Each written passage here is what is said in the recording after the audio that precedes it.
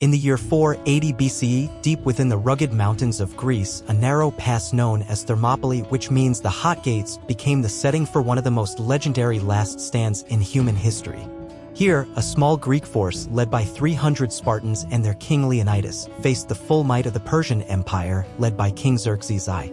The Persians had an army said to be in the hundreds of thousands, and their goal was simple: to conquer all of Greece.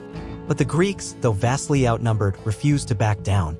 This isn't just a story of war and numbers.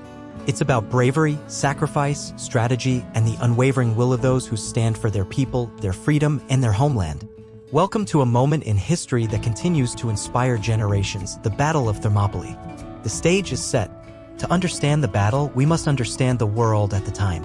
The Persian Empire was the most powerful civilization in the known world. Founded by Cyrus the Great and expanded by Darius I, it stretched from the Indus Valley in the east to the Aegean Sea in the west, covering parts of Asia, Africa, and Europe. King Xerxes I, the son of Darius, wanted to finish what his father had started, the conquest of Greece. Years earlier, Darius had tried and failed, suffering a humiliating defeat at the Battle of Marathon. Now Xerxes wanted revenge, and he brought with him an army that shook the earth with every step. Historians debate the actual number of troops. Ancient sources like Herodotus claimed the Persian army was over 1 million strong. Modern estimates place it between 100,000 and 300,000. Regardless, it was a force that dwarfed anything the Greeks could muster. The Greek city-states, often at odds with each other, came together to resist this common threat. They chose a narrow mountain pass as their defense point, Thermopylae. Its geography made it the perfect choke point. Here, a small force could potentially hold back a much larger army. And so, King Leonidas of Sparta took command of a small, elite force of 300 Spartan warriors, accompanied by several thousand allies from other Greek cities, and marched to Thermopylae. Who were the Spartans? The Spartans were not ordinary soldiers. They were part of a society built entirely around warfare. From the age of 7, boys were taken from their families and placed into military training. They lived harsh, disciplined lives, learning to fight, endure pain, and obey without question.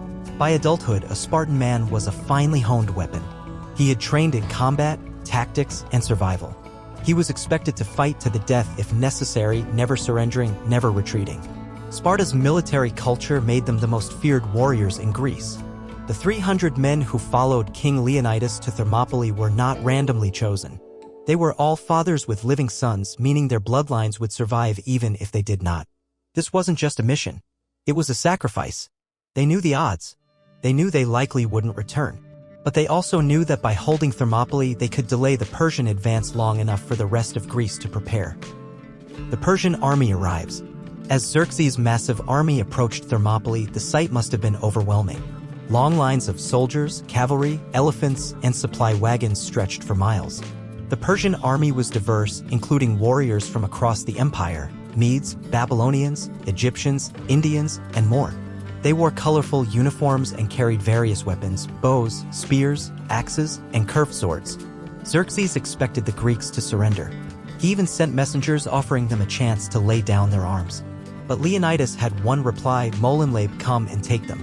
It was a bold answer, and one that made it clear the Greeks weren't backing down.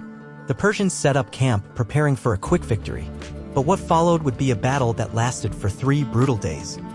3 days of hell. Day 1. The Persians attacked, sending wave after wave of infantry. But the narrow pass worked to the Greeks' advantage. Only a few Persian soldiers could attack at once.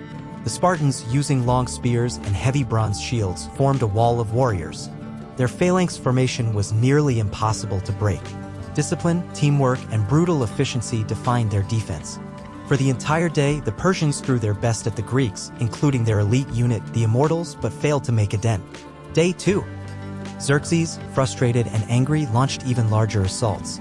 Still, the Greeks held their ground. The Spartans rotated fresh soldiers to the front line to maintain stamina and morale. The bodies of fallen Persians began to clog the pass. Morale in Xerxes' army began to falter. The Greeks had turned a mountain pass into a meat grinder. Day 3. But then came the turning point. A Greek named Ephialtes betrayed his homeland.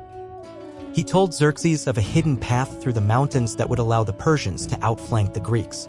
That night, Persian troops quietly climbed the trail. By morning, Leonidas was surrounded. The final stand. Leonidas knew the end had come. Still, he made a decision that echoed through history. He dismissed most of the Greek forces, telling them to flee and fight another day. He stayed behind with his 300 Spartans, 700 Thespians, and a few hundred others who chose to remain. Their mission was simple: delay the Persians as long as possible. It was a hopeless battle. The Greeks fought with every weapon they had: spears, swords, daggers, even their bare hands. Leonidas was killed. His body was fought over, protected fiercely by his men. Eventually, the last of them fell. But their stand would not be forgotten. The legacy. The Persians had won the pass, but they had lost time, troops, and most importantly, confidence. The Greeks, inspired by the bravery at Thermopylae, rallied. Later that year, they defeated the Persian navy at the Battle of Salamis and, a year later, won a final victory at Plataea. Xerxes' dream of conquering Greece collapsed. The story of the 300 Spartans became a legend. It was told and retold for generations. Their courage inspired poets, leaders, soldiers, and even modern societies. Their message was simple: stand your ground. Fight for what you believe in. Even when all hope seems lost, never surrender. Thermopylae showed the world that even a small force, with determination and heart, can stand against a giant.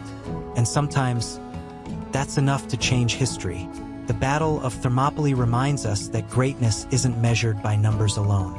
It's measured by courage, by those who are willing to give everything, not for power or glory, but for the people they love and the ideals they hold dear. Thank you for joining us on this journey into one of history's most epic battles.